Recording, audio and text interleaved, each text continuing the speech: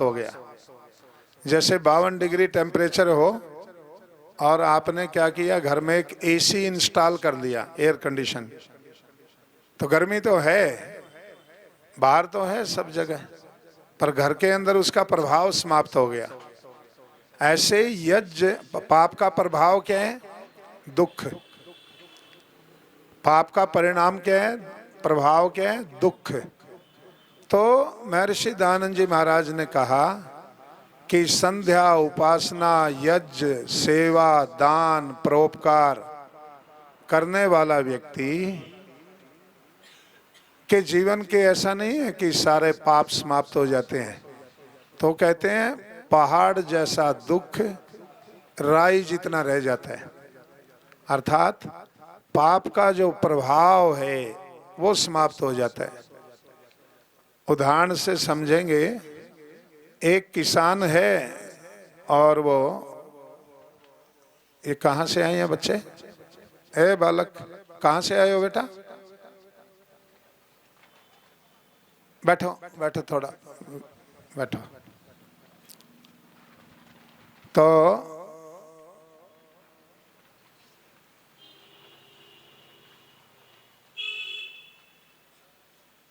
बिना उपासना करने वाले, बिना तपस्या करने वाले व्यक्ति के जीवन में थोड़ा दुख भी बहुत ज्यादा दुख देता है। और जो तपस्वी हैं, ईश्वर की उपासना करते हैं, स्वाध्याय करते हैं, समाज में सेवा, दान, सत्संग करते हैं, उनके जीवन में बड़े बड़े दुख भी सामान्य दुख जितना प्रभाव नहीं छोड़ पाते। जैसे किसान 45 डिग्री में खेत में धूप में काम करता है और जब उसका खाना खाने का समय होता है तो एक वट वृक्ष के नीचे या नीम के वृक्ष के नीचे आके लेटता है, बैठ जाता है। तो उसके लिए वो नीम की छाया दुखदाई है या सुखदाई? क्या है? सुखदाई। उधर से एक यात्री आ रहा है, बहुत महंगी गाड़ी है और उसने गाड़ी का टेम्परेचर कर रखा है बिल्कुल लो, 18, 19, 20। तो नीम के पेड़ के पास आकर के गाड़ी ब्रेक डाउन कर गई, गाड़ी खराब हो गई। तो गाड़ी के खराब होते ही उसको बाहर आना पड़ा, तो बाहर आके कुर्सी बिछा दी किसान ने, तो नीम की छाया में बैठ गया। उसके लिए नीम की छाया दुखदाई है, सुखदाई? दुखदाई। देखो बच्चों को भी पता है। क्यों? वो तपस्वी नहीं है, वो भोगी है। किसान तपस्वी है और जो तपस्वी होता है उसके लिए प्रकृति का थोड़ा सा सुख भी बहुत ज्यादा होता है, और जो भोगी होता है उसके लिए प्रकृति का सुख होता ही नहीं, उसके लिए वो दुख होता है। इसलिए सुसाइड करेगा ना तो भोगी करेगा, योगी कभी नहीं करेगा, तपस्वी कभी नहीं करेगा। आप देखो, कोई सीईओ है, कोई एंकर है, कोई डायरेक्टर है, कोई कंपनी का कोई सेक्रेटरी है, कोई कुछ है, ये छलांग मार मार के यही मरते हैं। पीछे एक लड़की 32 साल की उम्र उसकी, बहुत रिनाउंड टीवी की anchor, she jumped out from the 3rd floor from her window, और उसने सुसाइड नोट लिखा। किसी व्यक्ति का नाम नहीं लिखा। सुसाइड नोट में क्या लिखा? My mind is my enemy, I am committing suicide because of not anybody, because of no one, only because of my mind. अपना मन उसका दुश्मन बन गया। क्यों बन गया? क्योंकि सुविचार नहीं था, सत्संग नहीं था। इधर उधर भोग की लहरों के थपेड़े आए, उधर का थपेड़ा लगा उधर बह गए, उधर का लगा उधर बह गए, मिला कहीं कुछ है नहीं।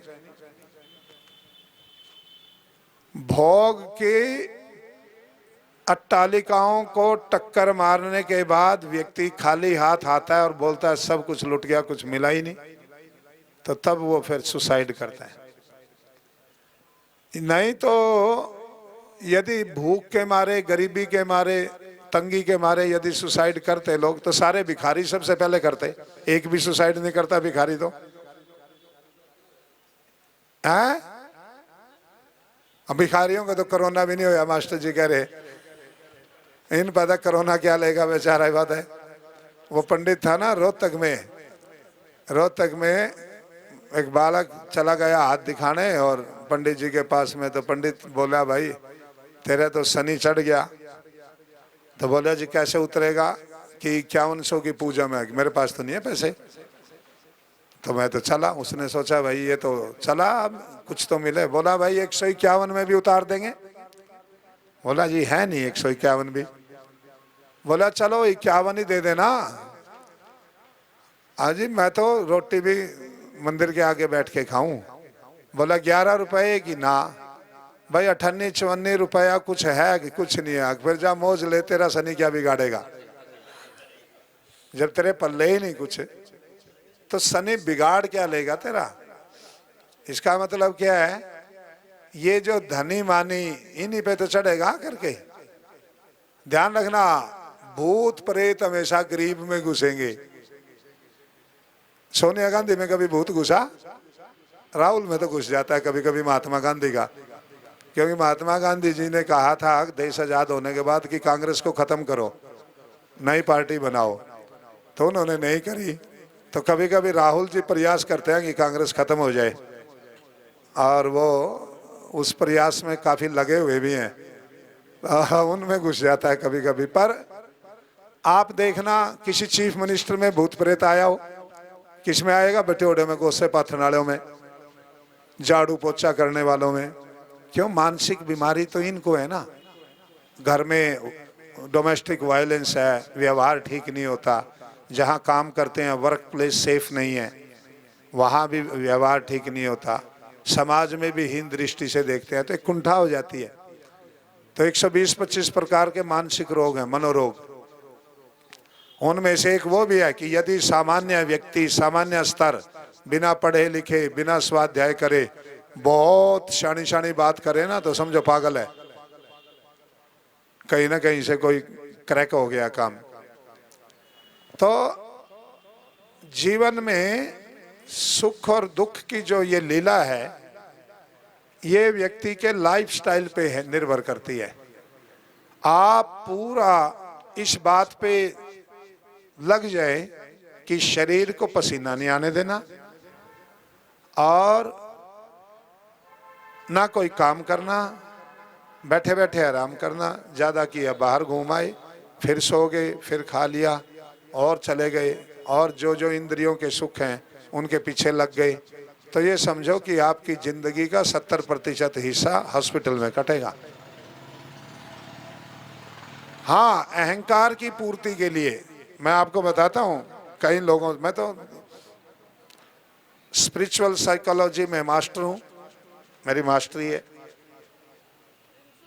तो आदमी दो चीजें भी बढ़ा चढ़ा करके बताता है अहंकार की पूर्ति के लिए। एक तो बीमारी का बहुत बड़ी का नाम लेगा, और एक हॉस्पिटल का बड़े का नाम लेगा कि वहां इलाज चल रहा है। बच्चे भी बढ़ा चढ़ा के कहते हैं जी हम पापा का वहां इलाज करा रहे हैं, यहाँ सामान्य नॉर्मल हॉस्पिटल में नहीं, हमने एडमिट कराया। तो 2-4 दिन के बाद में वो लिफाफे में पैक होके आता है, जी हमने वी डिड एवरीथिंग, हम तो जी जो कर सकते थे, देखो टॉप क्लास हॉस्पिटल है देश का, हम वहां लेकर के गए। पर वहां हॉस्पिटल में एडमिट होने के बाद में बच्चों के पास भी टाइम है, रिश्तेदार के पास में भी टाइम है, जो मरा उसके पास में भी टाइम था। उससे चौथाई टाइम स्वस्थ रहने के लिए खर्च करने के लिए नहीं था किसी के भी पास। बीमार होने के बाद जितना पैसा और समय हम खर्च करते हैं, उससे चौथाई समय और चौथाई पैसा यदि स्वस्थ रहने के लिए खर्च कर दिया जाए तो बीमार पड़े ही नहीं। बिठा लो, फिर बीमार पड़े ही नहीं। आज चौधरी साहब एक बार आचार्य जी को विदा कर देते हैं। अरे वो एक वो लेके आओ, मोमेंटो लेके आओ, और एक बड़ा वो गायत्री पट्टी का, और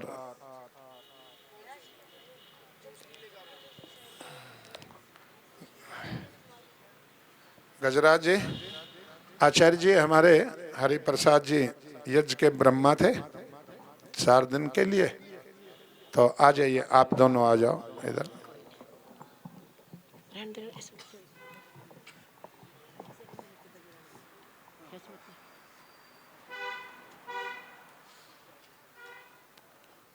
हमने तो 12 दिन के लिए आचार्य जी को ब्रह्मा बनाया था, पर उनकी व्यस्तताएं ऐसी होगी।